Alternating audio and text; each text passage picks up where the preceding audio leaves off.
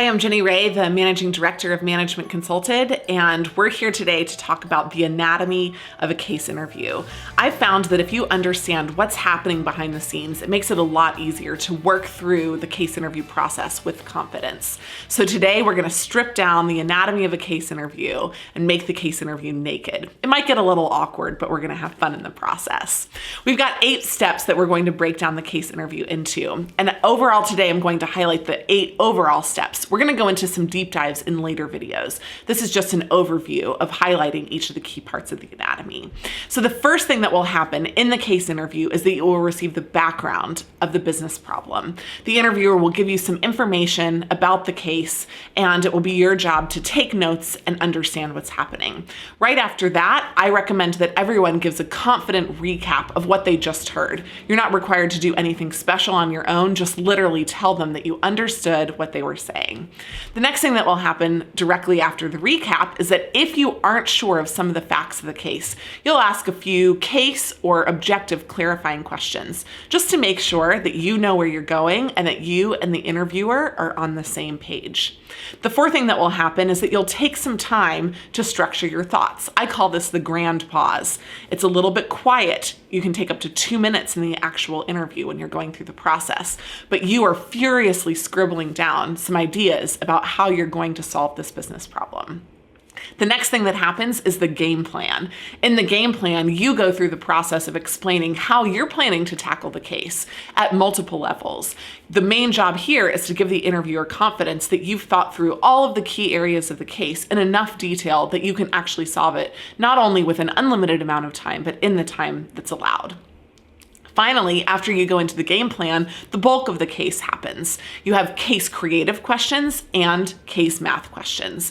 The creative and the quantitative questions go backward and forward together. This is the bulk of the case when you're brainstorming ideas and backing it up with data, when you're solving analytical questions and then backing it up with some brainstormed ideas. So you go back and forth, sometimes just between 2 of them, sometimes between 4 or more sections of the case that go back and forth. But usually every piece of the case can be segmented into one of these 2 areas, creative questions or quantitative math questions. Finally, after you've done the bulk of the problem solving, you're going to run out of time. And because this is a simulation, it's important to make sure that you've given an update to the client at the end of the process. This is the case closing. It's where you wrap up what you've already done, and you also identify what you would do next if you did have more time. These are the 8 key parts of the case interview anatomy. And as you go through the case interview, it's really important to know where you are in the process and what you're trying to accomplish. There are some differences in case interview anatomies, but not huge differences. However, I'm going to go through 2 of them. The first is that you have interviewer-led cases versus interviewee-led cases. I'm going to break this down a little bit. There are some differences in these 2 cases because although the opening is the same, you go through the process of the case really differently. In an interviewee-led case where it's your responsibility to lead, you use the structure that you come up with in the grand pause and present during the game plan to actually go through and solve the case. If your structure is good, it's going to lead you to a great conclusion. If it's not good, you're going to fumble around in the middle of the case. So it makes the pressure on doing well in the opening even higher when you know that you're in a case like this.